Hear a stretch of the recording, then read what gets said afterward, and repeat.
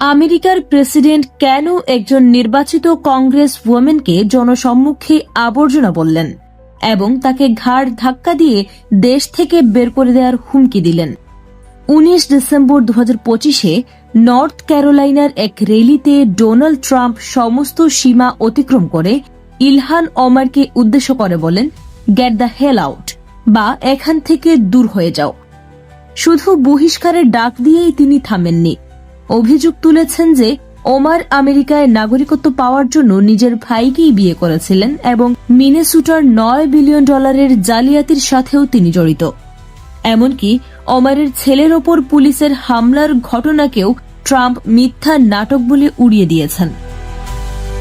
এর আগেও এক মিটিংয়ে তিনি ওমরকে গার্বেজ বলতে দ্বিধা করেননি। এর জবাবে ইলহান ওমর ট্রাম্পের এই আচরণকে ক্রেপি অবসেশন বা বিকৃত মানসিকতা এবং তাকে জাতির জন্য লজ্জাজনক বলে আখ্যায়িত করেছেন। প্রমাণের অভাব সত্ত্বেও এমন ব্যক্তিগত আক্রমণ কি ট্রাম্পের নিজের গ্রহণযোগ্যতাকেই প্রশ্নের মুখে ফেলছে না? রাজনীতিতে এই কাদা ছুড়োছুড়ি আসলে কার ক্ষতি করছে? ভাবার বিষয় কিন্তু এটাই।